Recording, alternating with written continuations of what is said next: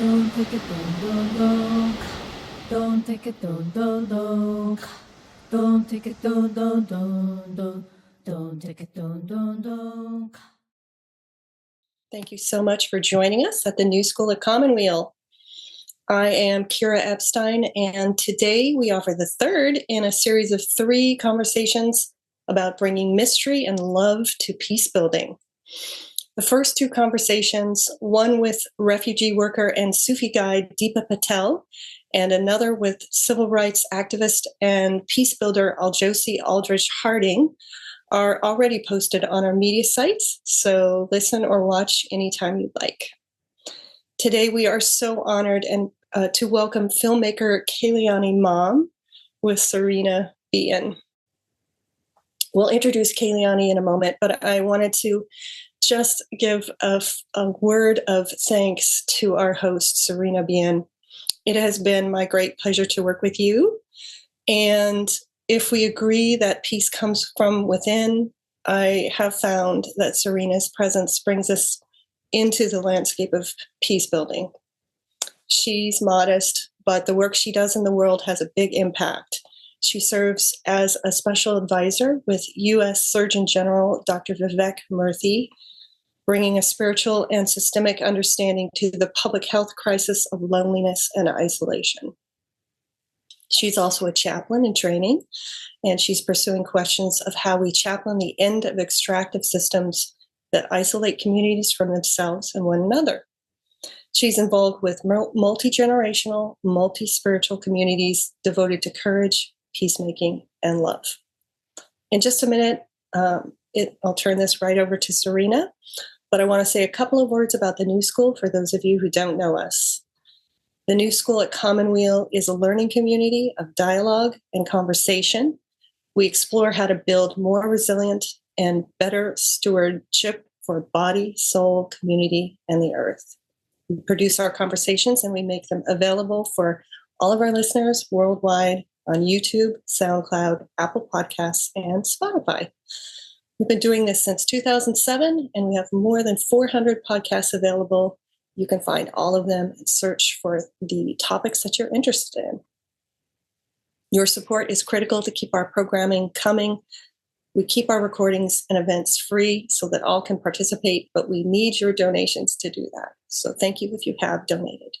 Ken Adams is behind the scenes, making everything run smoothly. So thank you, Ken. I think that's it. Serena Bian and Kalyanee Mom and all of you with us. Welcome to the New School at Commonweal. Thank you so much, Kira and Ken and Kalyanee, the triple Ks. I just realized that it's so wonderful to be with you and with all joining live as well as those listening to the podcast recording. I'm just so grateful to have had this opportunity to dive into these conversations and so excited to be with you, Kalyanee, today. We met last fall, and I remember sitting across the room from you right at Commonweal for a New School conversation talk. And I just felt your radiance from across the room, in your smile, in your beauty, in your presence. And then at the end of the talk, you had asked a question. And when you spoke, you just emanated such like joy and love that was so felt. And I really experienced it. It lifted up the frequency of the room. And so I thought to myself, we need to hear more from this extraordinary human. And so I am so grateful to be seated here with you today, full circle, for a New School conversation, Asian sister to Asian sister, to hear more about your beautiful life and your beautiful being. Yeah, and Kalyanee, I want to turn it over to you soon to really just dive into the stories of your life, but I'll try with a little short preview into the wonderful human you are as a Cambodian American documentary filmmaker, a story weaver, a sister, a daughter, a child of Mother Earth. You, I've seen, carry such a deep reverence for the more than human, and you have eyes that draw out the beauty and the essence of every single person who is lucky to be around you.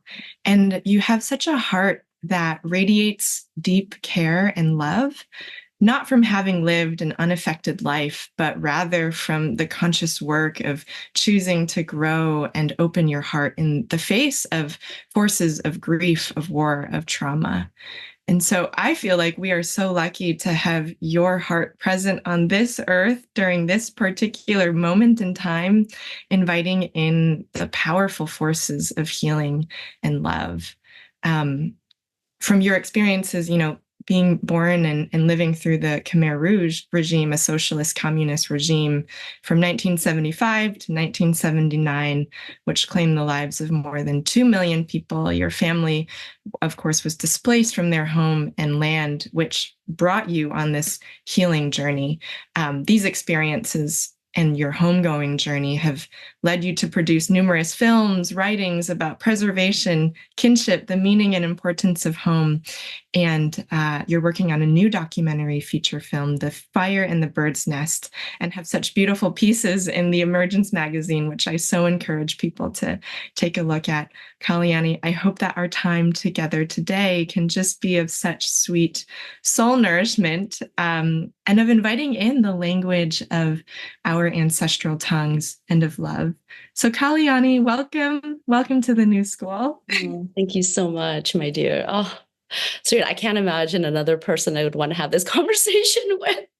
I mean, what you expressed just now, I can just give reflected back to you immediately, because when I met you first, I felt that warmth from you and that love and that peacefulness, and your energy just radiated across the room to me, drawing me closer to you.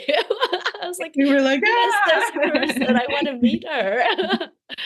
Yeah, I'm so grateful to be here right now and to have this conversation with you. I can't imagine a better topic to talk about than love. Thank you for having me. Yeah, why don't we start then with a clip from your documentary short, Lost World, to help us get to know you and your ancestral land of Cambodia through song and language. Okay, thank you. ក៏ប៉ុន្តែស្លំបងសាច់ចាប់ផ្ដើមបំផ្លាញអ្វីទាំងអស់ព្រៃកងកាំងស្រងសម្រងលើសួនវិមានបីដូចទីលៀនវិមានឋានស្នេហ៍បរិសុទ្ធកយគុណមើលហើយមើលទៀនមើលមិនអស់ចិត្ត បិនសម្រពិនអត់ប្រដិតសងឡើយណាឯទឹកសមុទ្រលៀនផុនជាប់ព្រៃកងកាងសែនល្អត្រកាលព្រៀបបានពណ៌ព្រំសុវណ្ណ មានទូកនៃសានតូចធំមកផ្ដុំណែនណាន់បងប្អូនរូរនចលនាពេញផ្ទៃជើសា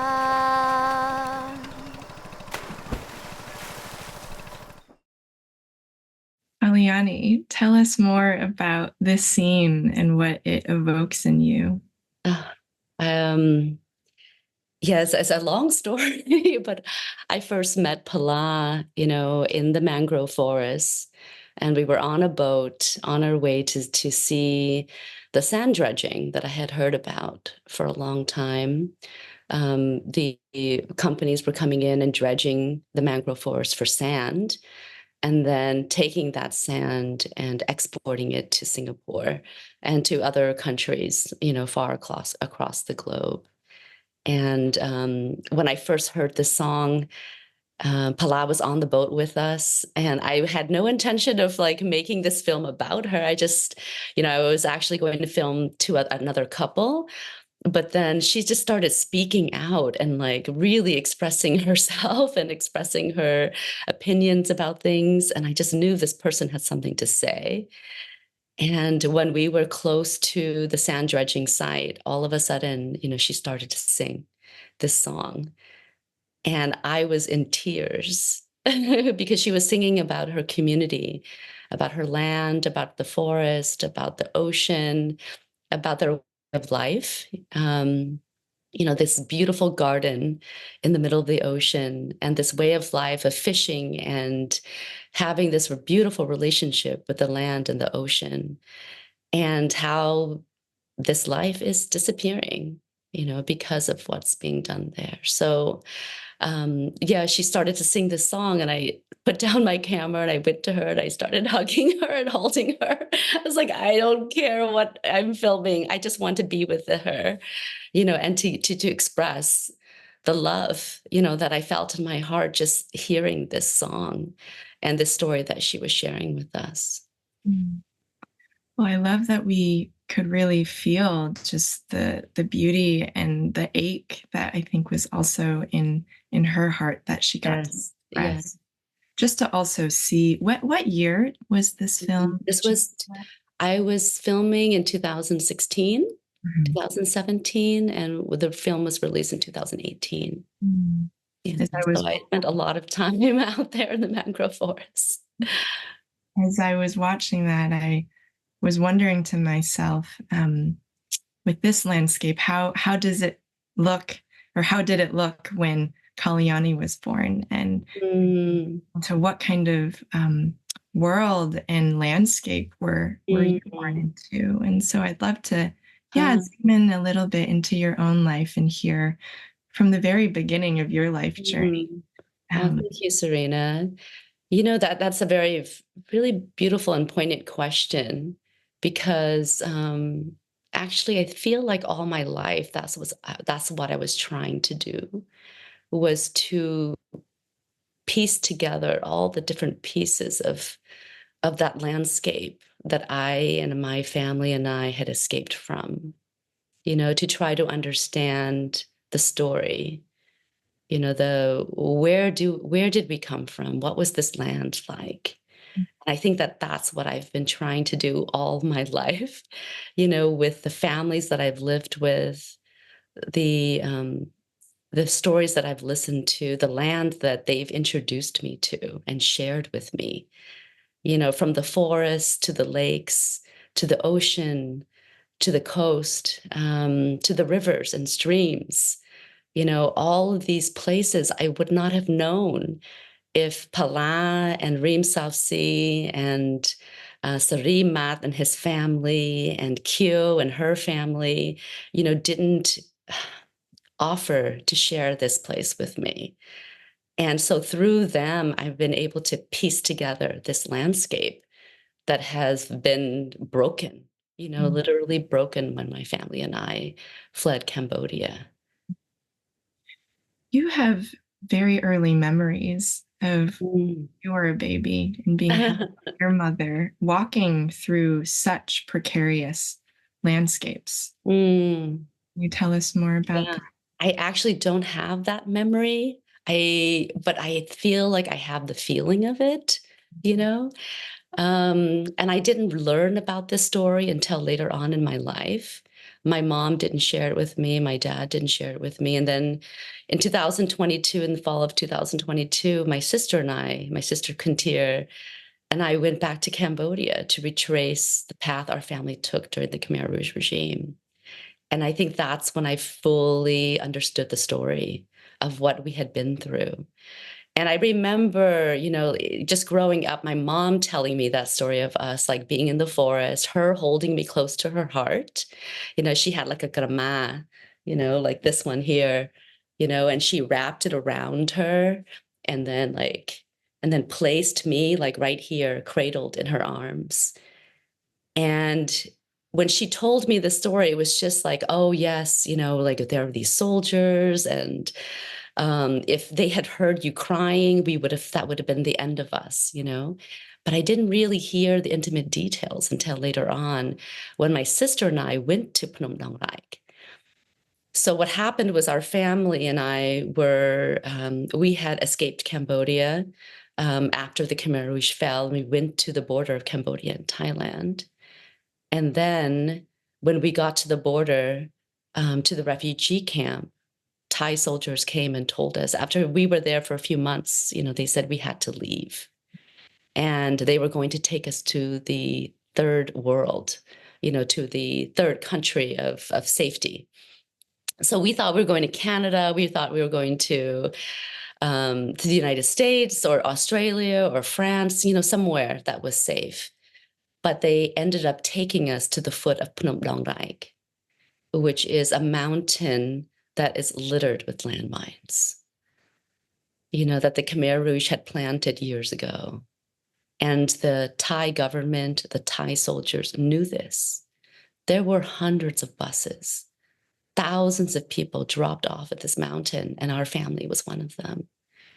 And we had to walk and find our way through this mountain littered with landmines. And as we walked, my mom carried me like that. I was the baby. I was like 2 years old, and she carried me like this, close to her heart. And I don't know, I don't have the memory, Serena, but somehow I feel like I have the feeling of it. And I can imagine that because she held me so close, that possibly I was soothed by the heartbeat. I was soothed by her heartbeat that had, that beat that was beating when I was in her womb, that soothed me while I was in the womb was now soothing me outside of the womb, as she carried me through this forest.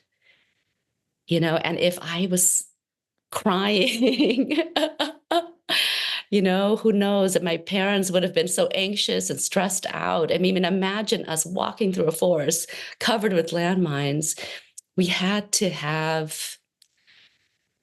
really had to be in sync with one another.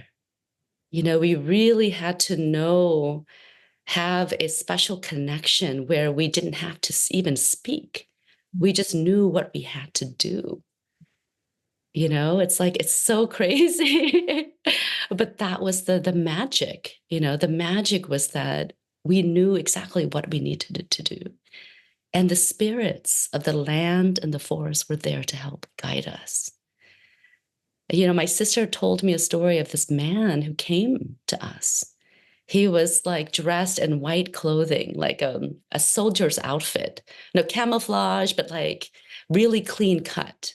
His hair was like parted in the middle and like really clean cut and combed. It's like nobody looks like this in the forest. And he just appeared out of nowhere. And he asked Ba, my father, if he would follow him. He's like, Bu, which means uncle, just follow me. I will take you. I will guide you. And so we followed him, each one of us taking one step over another, one step over another. Who knows how long it took us? We couldn't walk very fast, but he guided us out to safety. And at the end of the journey, we looked back and we tried to find him, to thank him, and he was nowhere to be found. Yeah, so there is something there. I mean, there's this magic, there's this beauty, there's this love, that is in the forest. The land is here to protect us. The land is here to guide us, and has always been here to love, protect, and guide us. And when my family were deeply connected to that land, we were guided. When we lived in Cambodia, we were deeply connected to the land. Ba, I think I told you this, he was a gem dealer. He dug for stones like sapphires and rubies like this. This is from Cambodia. Ma gave this to me. And so he was deeply connected to the land. And every day he would bring home like bags filled with raw sapphires and rubies, and to hand it to my mom. And Ma would like light candles and incense and then place it underneath the house. Like underneath the house, why would she do that? It was because she wanted to give an offering to our ancestors offering to the land spirits, to continue to guide and protect us. So that relationship, has always been there. It's what's the image and felt sense that's with me as you're just talking about the step-by-step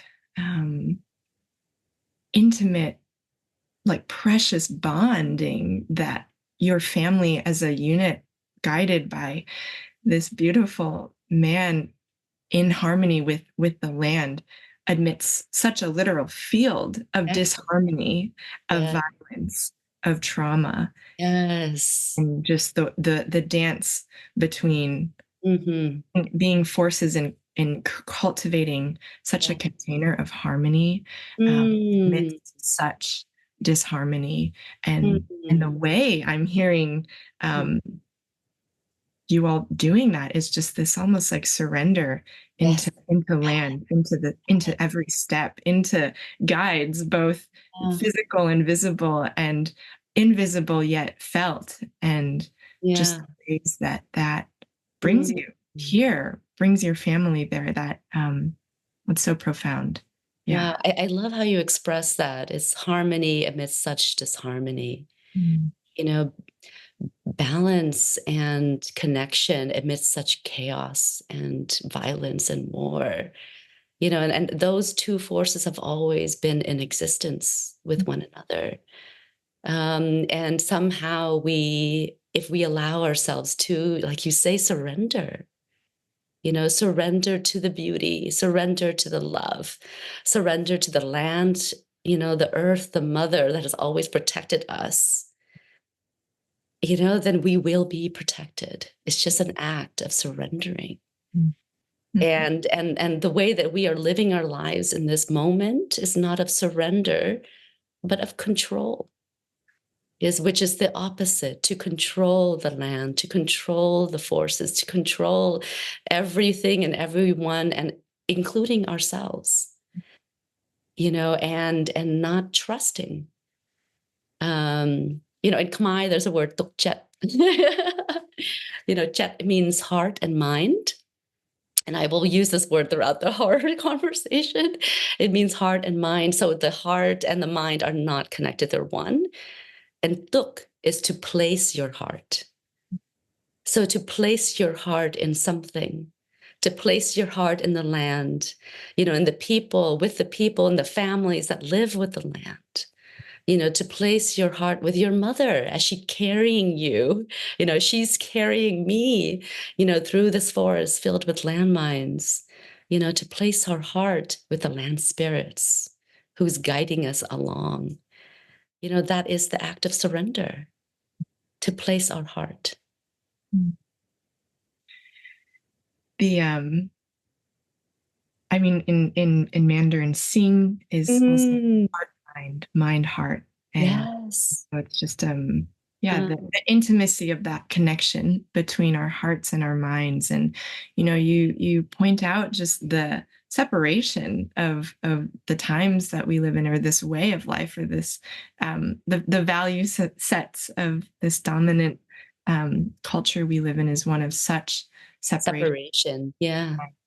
And, I think about how, and wonder if you could talk about what it was like then coming to America, and after the physical separation from your land. How did you experience that journey of growing up in the States? And tell us more about that. Serena, thank you for that question. It's interesting because we were physically dislocated, physically uprooted, physically separated and disconnected from our homeland. It was a physical act, when we finally left our country and came to the United States.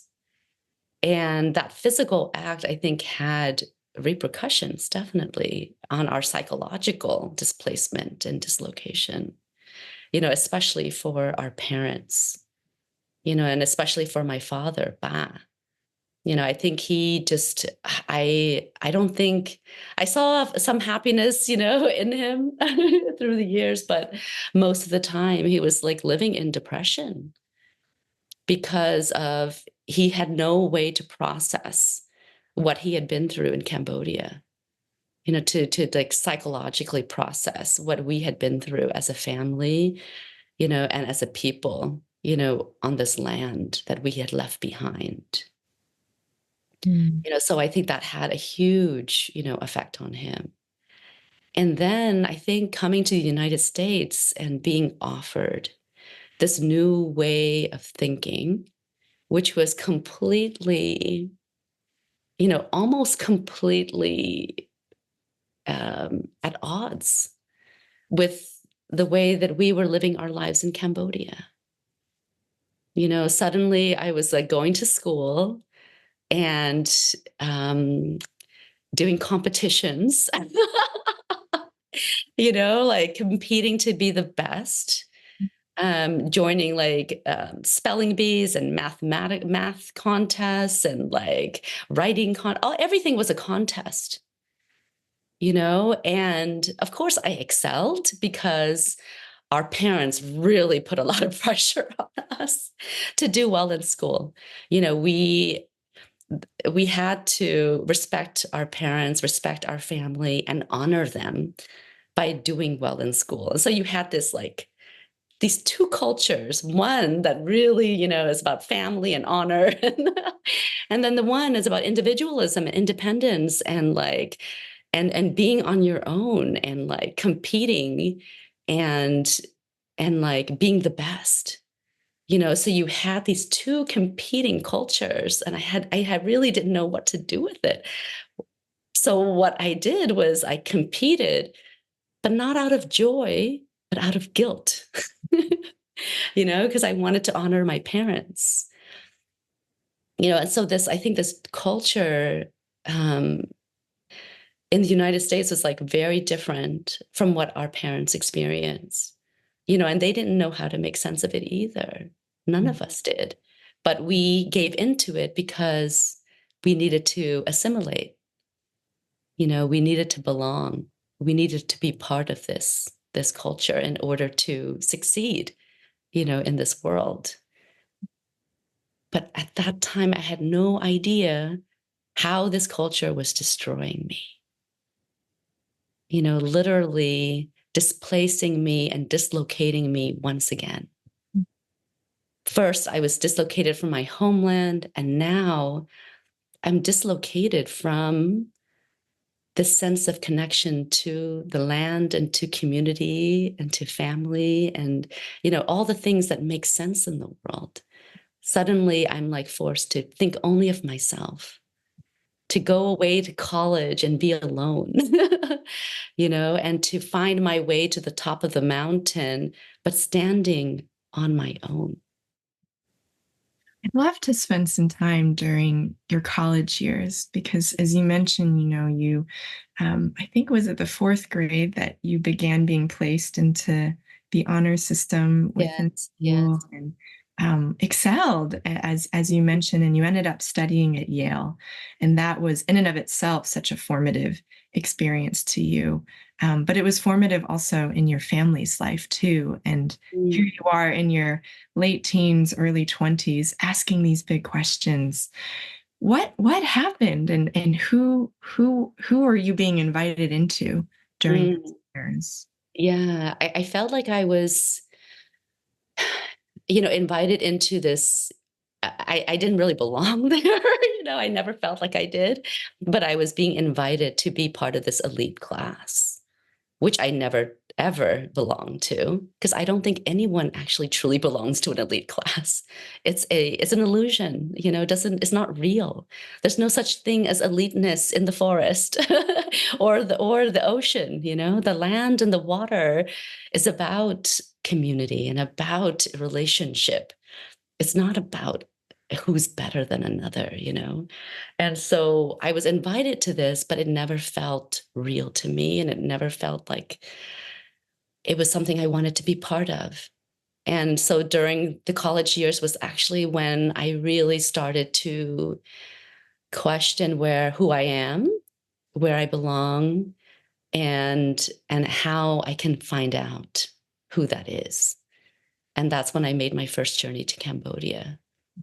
The summer of my junior year in college, I went back to Cambodia and completely fell in love, with this place, with the food, with the people, with the atmosphere, the warmth, the love. It was just, it was a beautiful honeymoon stage. But, and I realized too later on that I actually don't belong in Cambodia either.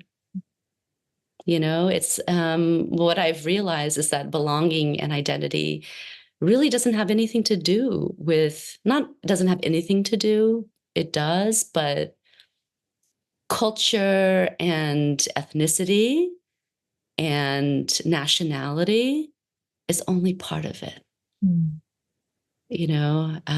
What I've discovered over the years is that where I belong is it's just on the land itself. And that what is the most important thing to me is just being, with the trees and the mountains and the land, and the rivers, and this mountain right here. This is Cathedral Lake. I love this place. This is where David and I met. I'd love to hear more about that because in our magazine, you begin by talking about, well, one of the things that I found so powerful was this idea of belonging to, you can help me. It's like belonging to nothing yet everything, or yes, this is what C shared with me. Reem Savsi is a woman I've been living with, in Cambodia in Arang Valley at the foot of the Cardamom Mountains with her family ever since her kid was like a little baby in nursing, and now she's like 12, 13 years old. But this is what C shared with me. She's like, I belong to everything, yet nothing belongs to me. Or nothing belongs to me, yet I belong to everything. And the way we think about it in the American system is exactly everything belongs to me. Everything belongs to me, yet I belong to nothing. I'd love to actually return back to your mother, because when I was learning about her, she just the language and the food, and wonder about how that is also related to a sense of home and a sense of identity. Could you tell us more about your mom? Oh my gosh. I say this almost every day when I talk to people about my mom, about Ma, that I'm just so grateful to her that she did not ever learn how to speak English. Because of that, we were forced to speak Khmer with her. And because of that, she was like, she would share everything with us in the Khmer language. So we learned to appreciate the food and the culture and all the traditions of our homeland through her, and directly through the Khmer language, which I feel is so important. Like you can taste something and like eat something like a fruit, but to learn about it in the language itself brings another dimension to things. You can also like talk about the heart, but to learn that the heart is connected to the mind through the language itself. It's like opening up a, what's the word in Egypt? You had the it was like a legend that told us like the language, the Egyptian language, Sarthan R, the Rosacea stone, the Rosetta Stone. It's like the Rosetta Stone.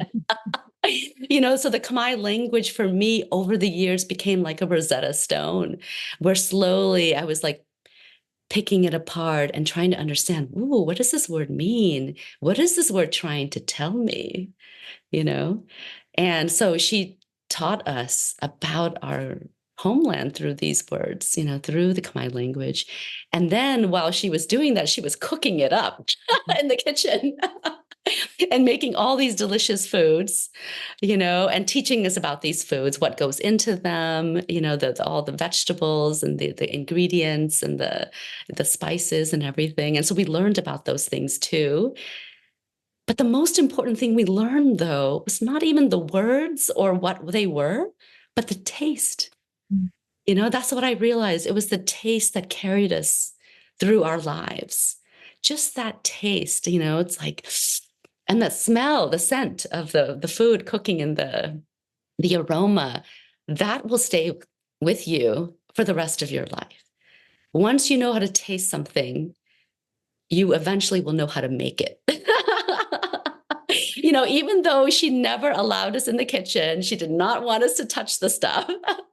Later on, we were able to recreate these dishes because of the taste, because we knew what the food tasted like. And when I went back to Cambodia for the first time, that's what happened.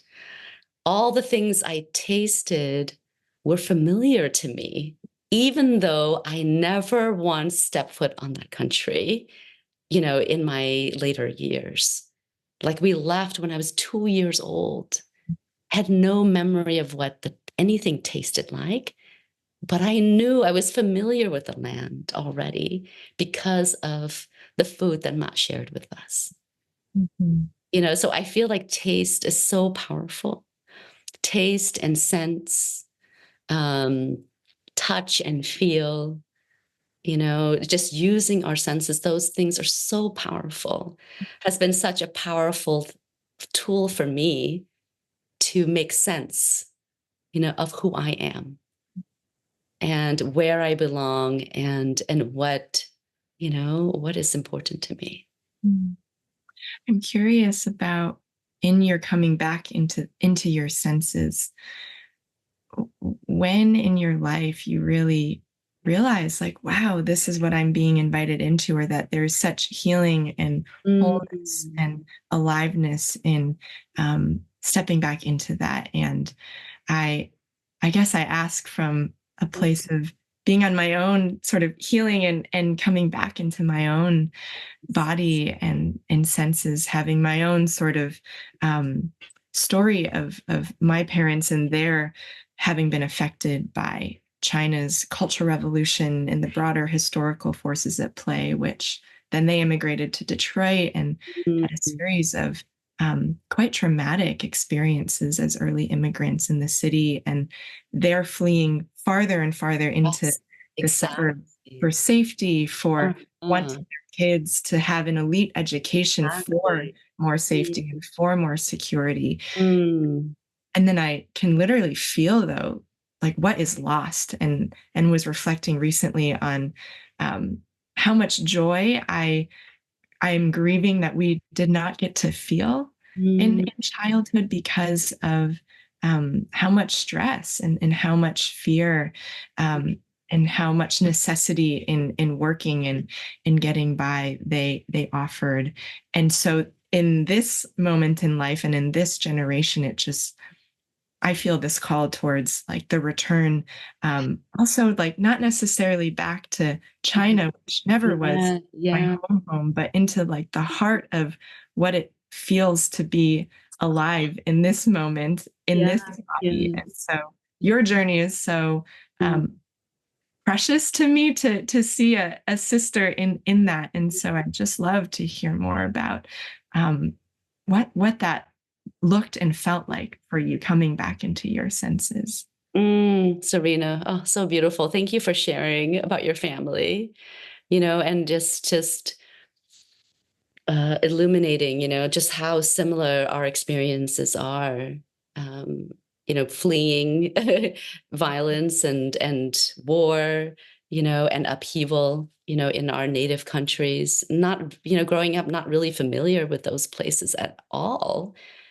And, and what you say, not really able to experience the joy, growing up because our parents were in such upheaval within themselves. They were still carrying all the weight of their experiences, of their history, of their past, but also carrying the weight of caring for us in this new place where they don't belong and they're not familiar with, so I totally resonate with that. Yeah, the senses, I had it with me all along, as I said, with Matt. And I'm sure you had this with your mother too, with all the beautiful dishes that she shared with you. We kind of look back and we're like, okay, well, there wasn't that much joy. But if we look back and we look more like intimately, more like, in the moments, in the little tiny moments, there was a lot of joy. And we did, like, we would like put a mat on the floor and like surround ourselves with food. One fish this big, fed the whole 9 people in our family. We had like some krung, like soups and vegetables, and we were eating and enjoying a lot of things. But yes, I know what you mean, though. Sometimes the moments of sadness kind of overwhelms the joy a little bit. And I think that kind of answers my question a little bit, in that I've later on, it took me a long time. This did not happen overnight. It took me a long time, to really fully realize that the joy came from these things, from the food, from the laughter, from the sharing of moments, and just being together. And I think that is it. The senses is the moments where we fully embrace our senses, to be connected to the land and the water, and to our communities and to everyone around us. Those are the moments of joy. And it took me a long time to realize that. But I think that, again, I'm grateful to Matt for teaching me that. She taught me about those small joys that came from food and sharing. And to this day, I think I told you earlier, we had a beautiful celebration for my brother-in-law's birthday, 50th birthday, and all of us were together, and enjoying each other's company and presence and expressing our love for one another. Yeah, that's joy. Yeah, it is joy. And, one of the other things, Kalyanee, that I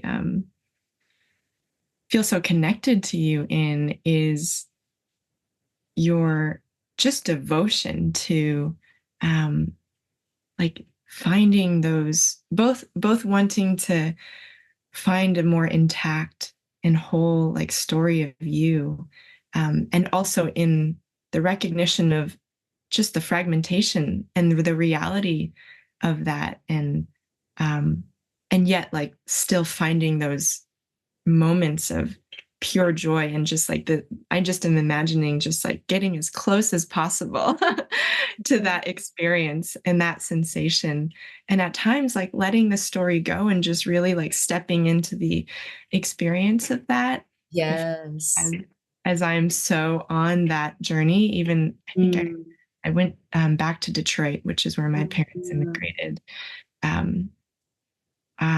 about 2 or 3 weeks ago, and wanted to just get like as close as possible to some of those moments and experiences, and even just like see the place that I knew my parents had this memory or that memory, and like return to my childhood home. And there was even this moment where I sat down across the park and just was like sending healing energy to it, and with the geese at the pond, and feeling like, wow, this is a completely different family of geese, and yet it is still the same essence. And just kind of this like delightful dance between what is past, what is present, what is memory, what is felt sense, and how yeah, it just all is. And so I don't know if that makes any sense. Oh, it totally makes sense. It totally makes sense, Rena. I mean, I think just, your description of you being in the park with the geese, I mean, that is really, and they are a family and we are a family. We're all family. I think that's the feeling that I have all the time when I'm in the mountains, or in the forest. I just feel so like uplifted, and supported and safe. And which is a feeling that I don't think I've always had. And the reason for that is because of what our family went through, and also what I've been taught by socialization and conditioning and schooling and institutions, that you don't belong until you do this. You are not deserving, you are not worthy until you do this, until you get to this level or that level or whatever level, And I think that I didn't realize how destructive that kind of education was for me until I became ill from it, like literally sick. I started losing my hair. I started having like gut issues, because I was so stressed out. And the stress was because I never felt like I belonged. And sitting with the geese, in a park in Detroit, or backpacking through the Sierras, or walking along the coast, breathing in the fog and the air and the preciousness, of the and the crispness of this air around me. I think that helped me to heal so much and to, again, tukjet and surrender myself, trust, that I am loved and protected and I do belong, whatever anybody says. I'm here. Oh, yeah. How can I not? And you are here. We're all here. And we are all here with a purpose, whatever that may be. It may be just to wake up in the morning and smile at the trees, because that's what they do. They wake up in the morning, the trees are always just smiling at each other. I don't see them walking down Wall Street or like,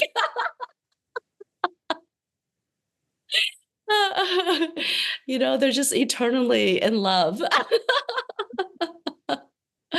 And I feel like that's how I felt when I was with you. When I first met you, Serena, I felt like I had met a fellow tree.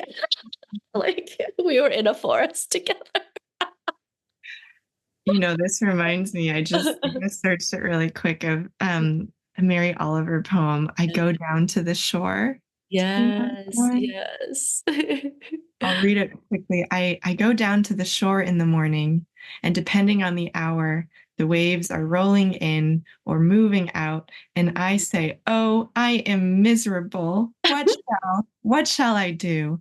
And the sea says in its lovely voice, Yeah, I have work to do. Oh my goodness. Yeah. I love that poem and all her poems. And it's interesting that you just read her poem because I thought about this yesterday. Was it this morning? I have no idea about time.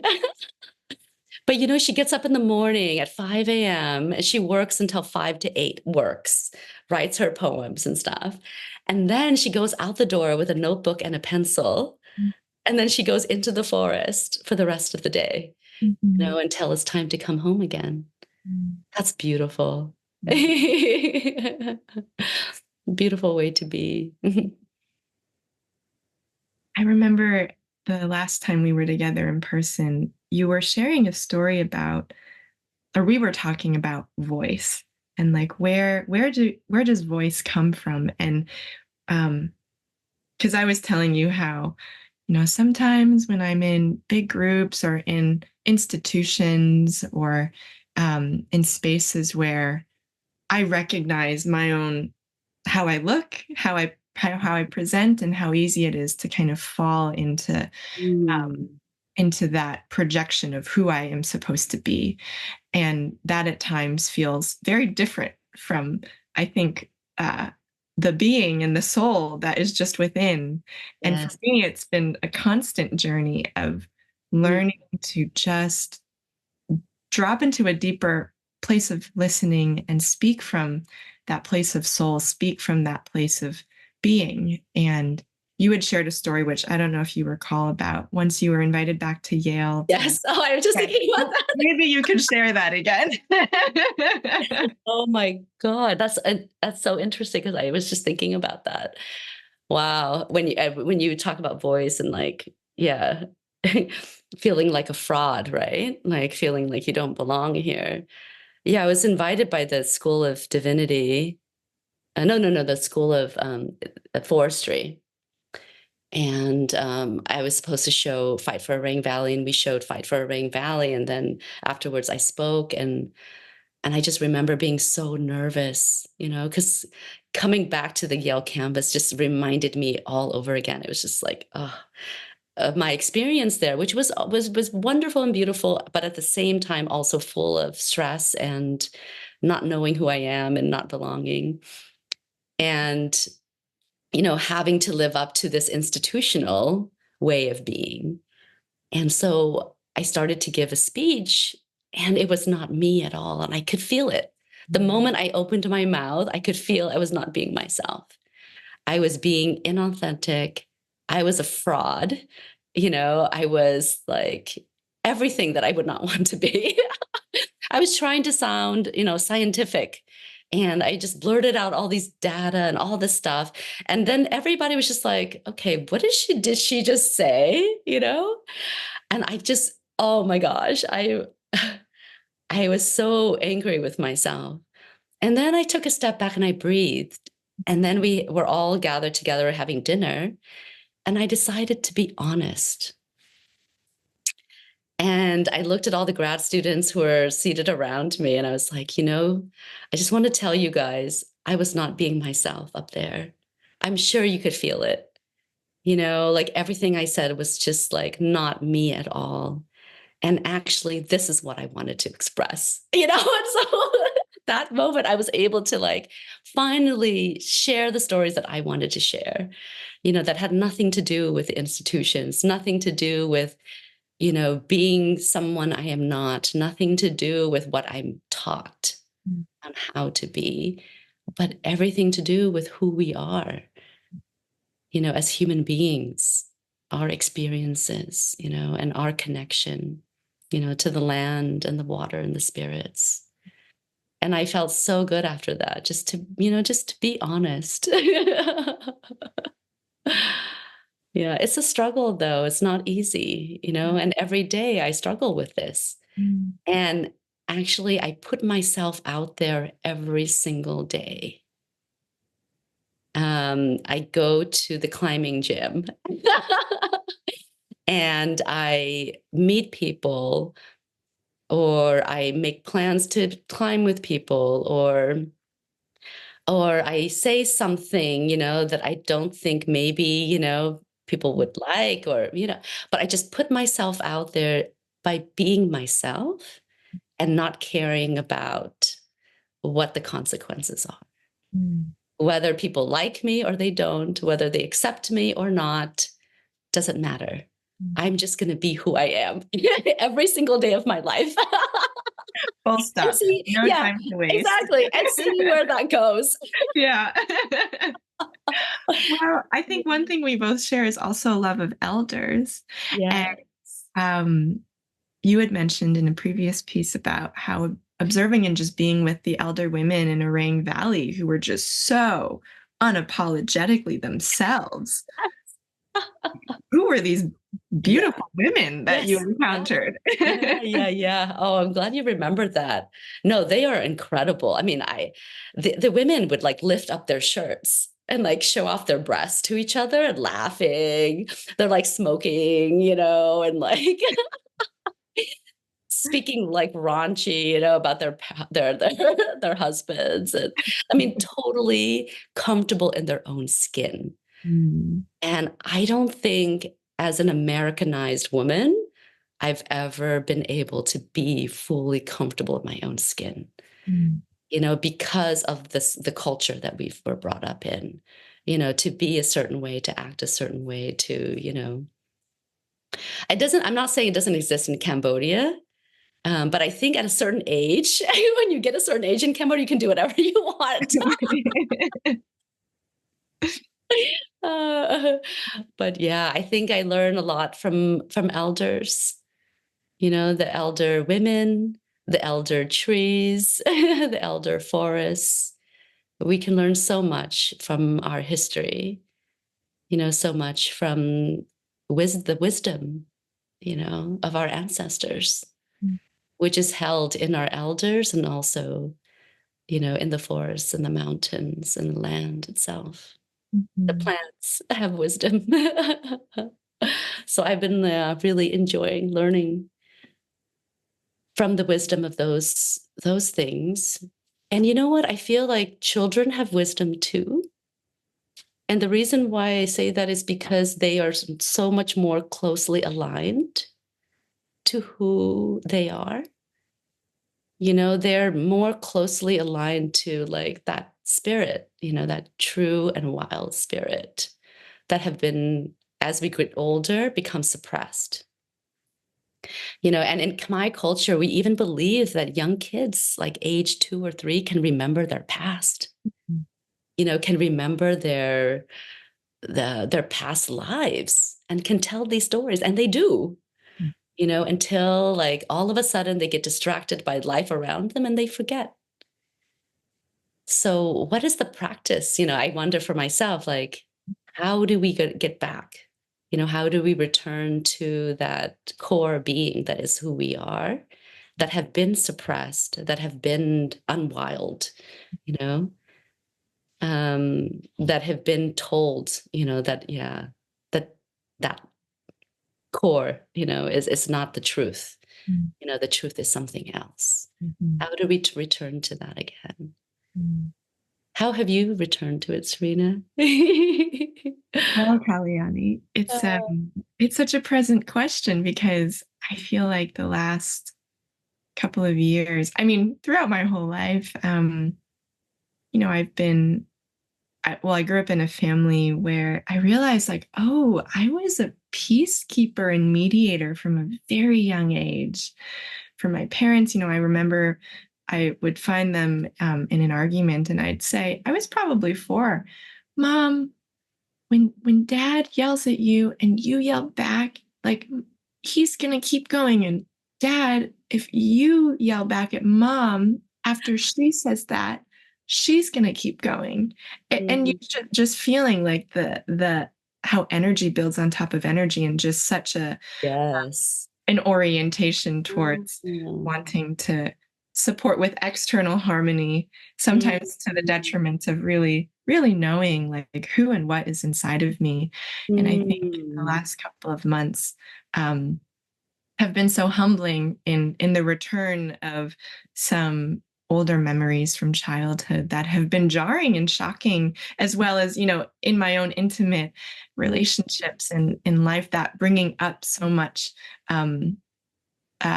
opportunity to work with these deeper questions of like, how was I formed, in order to then create this just greater sense of spaciousness of asking like, who is really inside of me? And Kalyanee, it's been kind of an amazing journey that has brought me to places where, like, when I really am able to just open up to this being inside me that transcends gender, age, voice, every type of marker, and is just this presence of being. It is honestly a little like jarring sometimes, because I'm like, who is it inside of me? But it creates this moment of like, oh my gosh, like there is a chance to then feel pure desire and like pure joy Mm-hmm. that comes not from the Ah, person that I've been trained to become, who I love and who is wonderful, but like is yeah, quite yeah.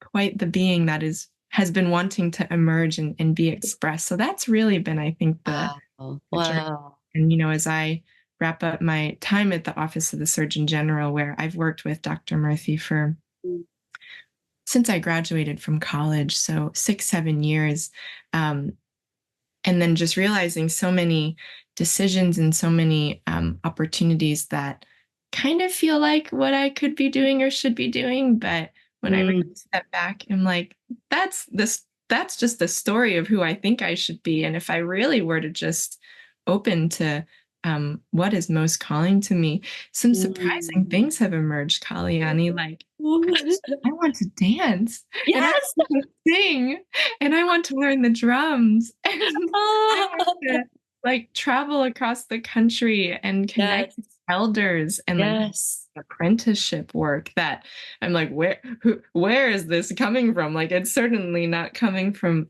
out there in. And I'm like, all the Mm. more reason then to Ah, trust that and to listen to that and to see. So I feel wow. so baby in it all, but it's yeah, such a precious, tender time it feels. Mm.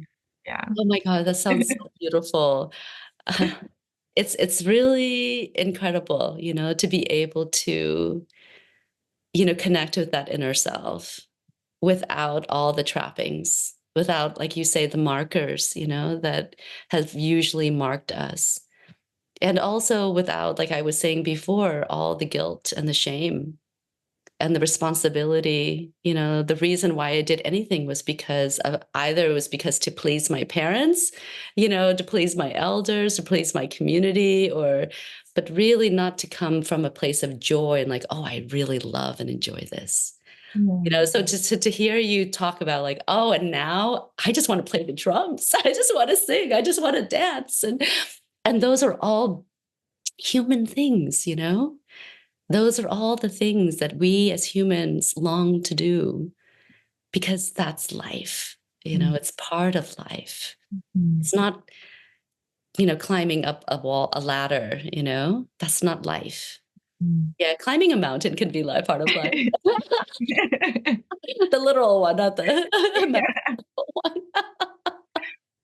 Well, Aliani, as we're talking, I'm also a question that lives within me is about being on a healing journey that is ultimately in service of life and joy. And, sometimes I imagine just future generations and just Mm, sending like blessings and love and receiving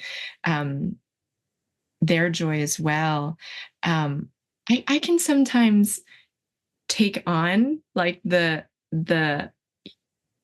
sometimes I'm like, oh my gosh, the, Cultural Revolution, this experience of profound loss for the Chinese people. mm, Um, and just sensing that there's so much collective grief and tending mm, that isn't happening at a broader structural level. Um, and then I wonder, what is the role of each of us in mm. participating in that healing while not taking on the world and while not taking on what is not ours or not Yeah. confusing love for Mm, mhm. wanting to fix and to heal. And Yeah. I'm so curious how those themes may be present for you. Yeah. Yeah. No, I think I always return to my mother, to Ma. And this is what I've learned from her, which I had not realized I was learning until I went back to Cambodia and I lived with all the families and I saw how they lived their lives, their daily lives and all the daily household chores that every single person was responsible for. Everybody had a responsibility. Everyone had a role to play in order to make this family unit and community, thrive. And that's what happened. That was how it was in our family. She did all these things. We helped her, Pa helped out, and we all had our role to play. And I don't think you have to go further than that, than just looking at the little things that you can do. The small preparing a meal. What does that entail? Does that entail going to the garden and picking, some vegetables and then, sauteing it over the fire, or does that mean going to the grocery store, and buying vegetables with money in our hands? Or does that mean going into like a wholesale place where we load up our shopping carts like full of toilet paper? What does making a meal entail? What does it involve? What kind of ritual, is involved in this process? And how are we sharing this meal with others? So just a simple, small thing like that, I think, can really help us break down all the different aspects of our lives, what it means, how we are living it, and how we are part of it. Mm. And therefore how we can heal, from whatever it is that we are suffering from. Mm-hmm. Small baby steps, like you say.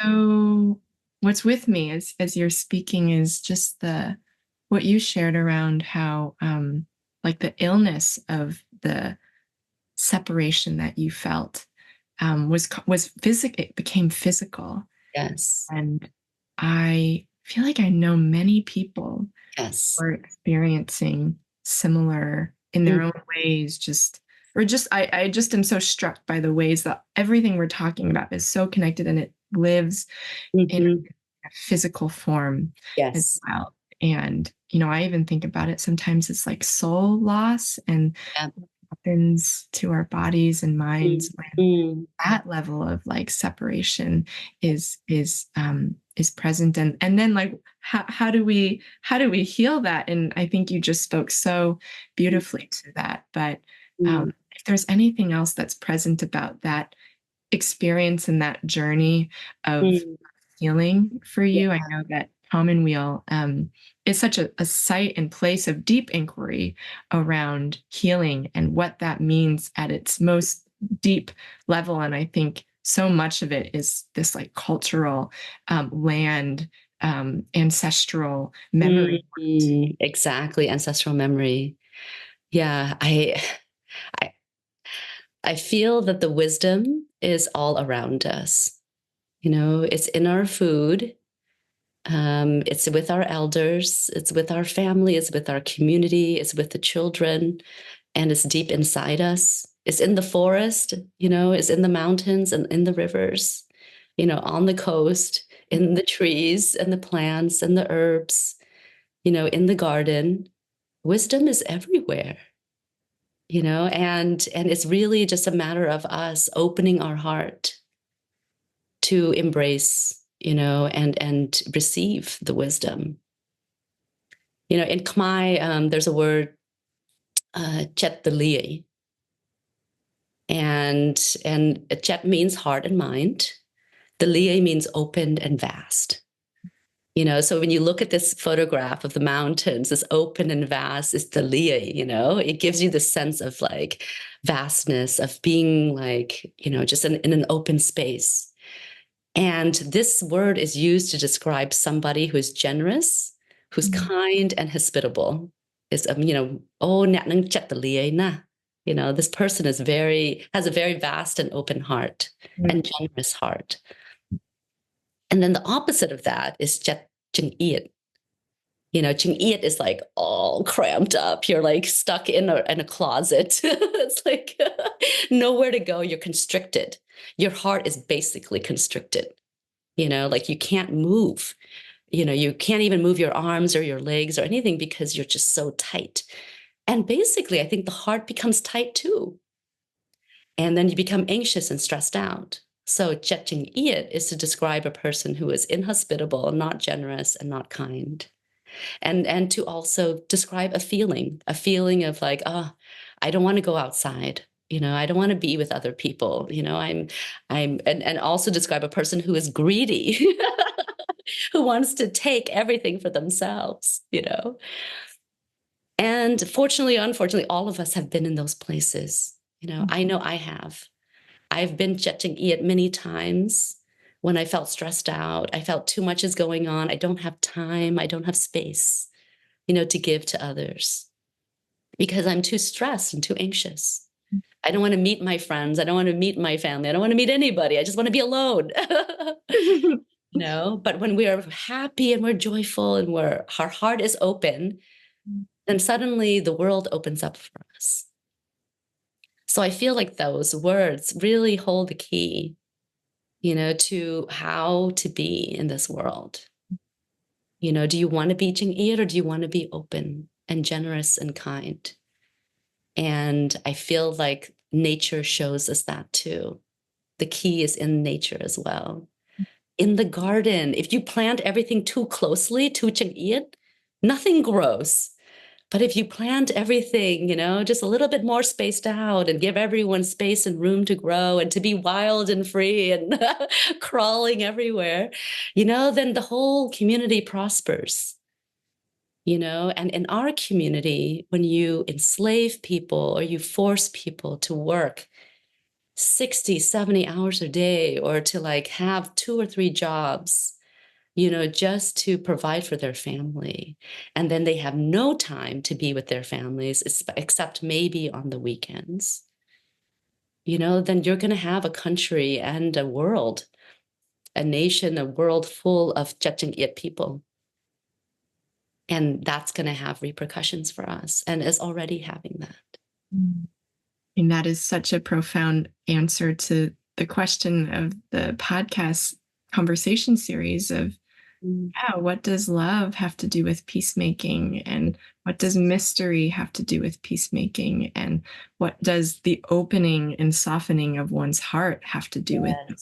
And I guess I just wonder as we begin to put our time together, what else is present for you in that prompt around love and peace and the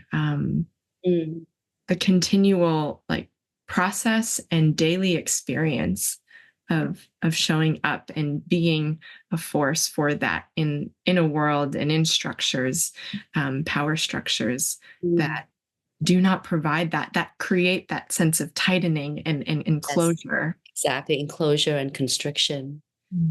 I think it's a daily practice. It has been a daily practice for me. Not one day goes by when I'm not trying to understand these things, and maybe not even trying to understand, but to like feel it. And I would love to share. Like recently, I maybe a month ago or something, I was just walking in the forest with David, and I just felt this really strong feeling that we come from the land. And okay, of course, this is like, of course, that's true. Everybody knows this. It's one thing to know and then one thing to feel.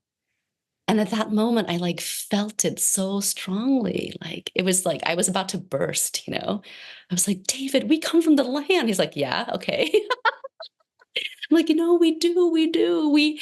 There are these cultures that have like clay figures, made of people of clay, and there's truth to that. We are people of clay.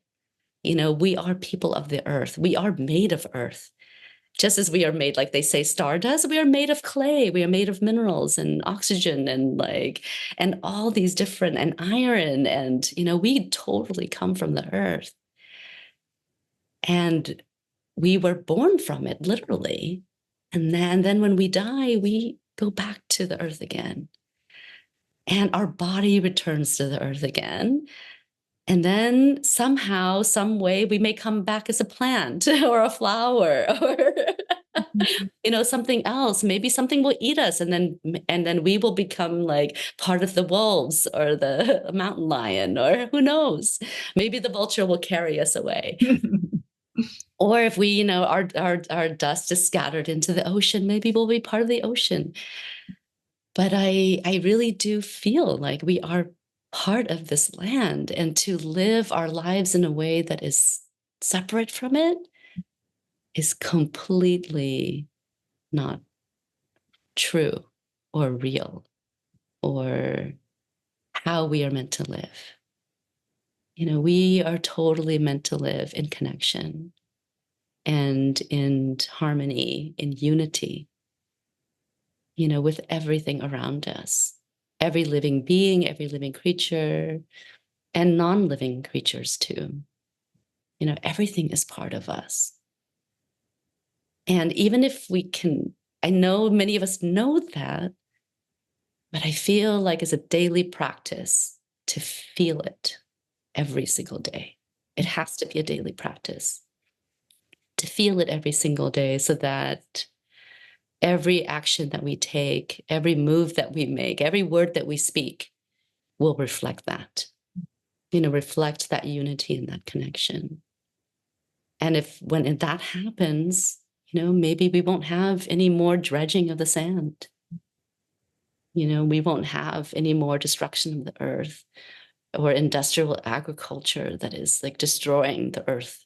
We will have practices that actually rejuvenate the earth beneath us. Mm-hmm. And maybe we will stop seeing each other as other, and we will begin to see one another as brothers and sisters and family in every way. Mm-hmm. There's no reason why Serena you and I are not sisters. Or Kyra and Ken too, who's been so helpful. And everyone here today, there's no reason why we're not related. Mm-hmm. We are. Mm-hmm. Mm-hmm. May it be so, and it already is so. Yeah, Kalyanee, I'm just so moved. I'm so moved by the balm of your presence and of the time that we are getting to share today, and just of this grounding reminder of how truly connected we are deep inside our being to everyone and everything across time, space, and Yes. and to live into that as a daily practice, a daily seeing. You're so beautiful. Oh, I'm so grateful. Thank I'm you. so grateful. So I hope we can get to see each other soon. Yes. In Yes. person. For a walk. Yes. Yeah. And thank you to all the listeners joining, and Kira and Ken for all your support for this amazing opportunity to be in conversation with Kalyanee. Thank you all. Thank you. No, you were amazing. Thank you so much for your questions and for sharing about your family too. It just, everything just wove together so sweetly. Such a powerful conversation, ladies. Kalyanee, I love that your language and Palal and her song and your mom and even the land spirits were part of the conversation. Thanks for bringing all of them in. Thank you. Yeah. And Serena, thank you again for all you bring to the world and for being with us for these 3 conversations. And who knows, maybe there'll be more. You never know. That'd be great. So, Kalyanee Mom and Serena Bian, thank you for being with us at the New School at Commonweal. We'll see everyone next time. Thank you. Yeah. Don't take it, don't. Don't take it, don't. Don't take it, don't. Don't take it, don't. Don't take it, don't. Don't take it, don't. Don't take it, don't.